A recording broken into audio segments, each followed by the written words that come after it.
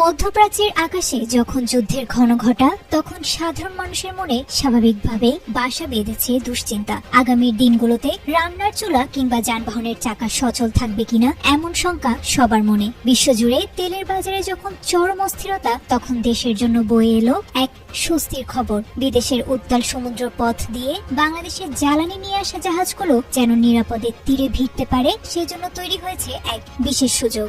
এতে অনিশ্চয়তার মেঘ কেটে গিয়ে যেন দেখা দিয়েছে আশার আলো।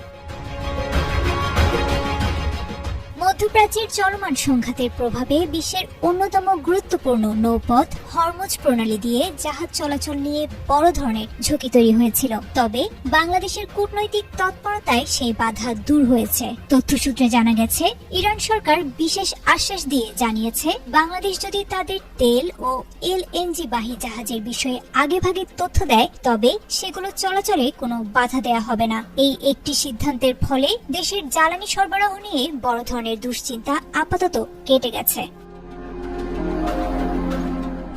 মাঠ পর্যায়েও এই স্বস্তির প্রতিফলন দেখা গেছে।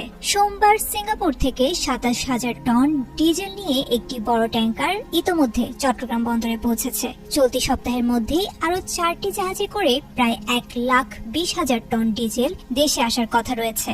জ্বালানি বিভাগ জানিয়েছে, এই বিশাল পরিমাণ জ্বালানি দিয়ে দেশের অন্তত ১৬ দিনের চাহিদা অনায়াসে মেটানো সম্ভব হবে।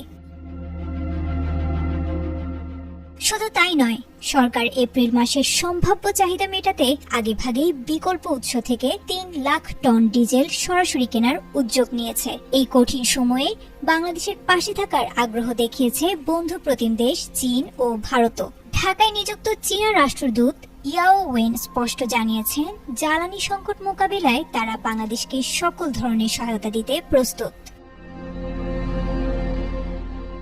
দেশের ভেতরেও যেন কেউ কৃত্রিম সংকট তৈরি করতে না পারে, সেজন্য কঠোর অবস্থানে রয়েছে সরকার। বাজার তদারকি করতে বাংলাদেশ পেট্রোলিয়াম কর্পোরেশন কেন্দ্রীয় ও আঞ্চলিক উভয় পর্যায়ে বিশেষ মনিটরিং সেল গঠন করেছে। সেই সঙ্গে মজুতদারি ঠেকাতে সারা দেশে জেলা প্রশাসকদের মোবাইল কোর্ট পরিচালনার নির্দেশ দেওয়া হয়েছে।